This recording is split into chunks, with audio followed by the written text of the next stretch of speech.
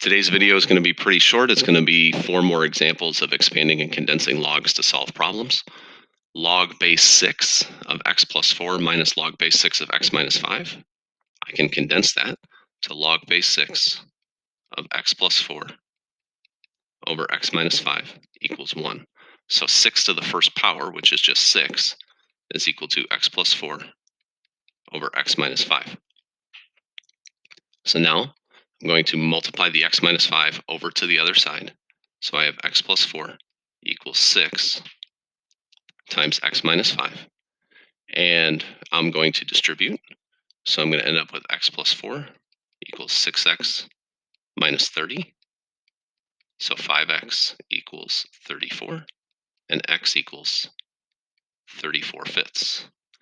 Now, if x equals 34 fifths, we have to double check and make sure that all of these numbers stay positive on the inside of a log, and they do end up staying positive. So we're good there. Now, this is another problem, but we have a plus on the inside, or a plus, so that means we're going to rewrite this as a times. So x plus 5 and x minus 3 are multiplied together now, and that equals log base 5 of 3x minus 3. Now, since both of these are log base 5s, that means the insides have to be equal to each other. So x plus 5 times x minus 3, I'm going to kind of skip a step and multiply them together. So that's x squared plus 2x minus 15 equals 3x minus 3. So now I'm going to get everything on one side and factor. So x squared minus x minus 12 equals 0. And that factors into x minus 4 times x plus 3.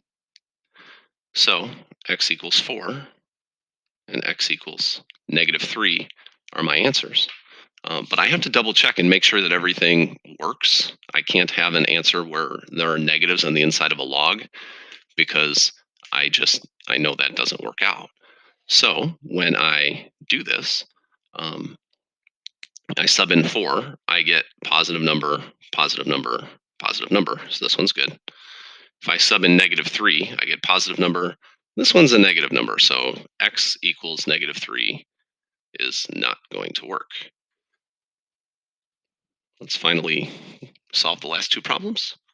I have more log base 7s, and they're going to be on both sides. So log base 7 of x squared plus x equals log base 7 of 15 minus x squared. Now, if I look at this equation, both sides have log base 7, so that means the insides have to be equivalent. X squared plus x equals 15 minus x squared. Add everything to one side.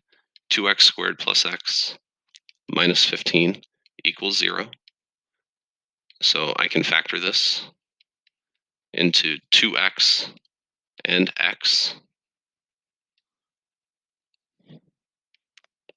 And then 15 is going to be 5 and 3. So if I put the 3 here and the 5 here, that'll end up giving me a plus 1 in the middle.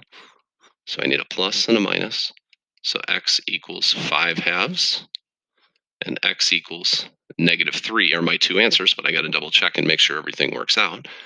If I plug in 5 halves, I end up getting positives in all spots on the inside of the logs, so that one's good. But if I plug in negative 3, it's pretty clear that both things on the left side give me negatives. The thing on the right side would actually give me a positive, but the things on the left would give me negatives, so that doesn't work out.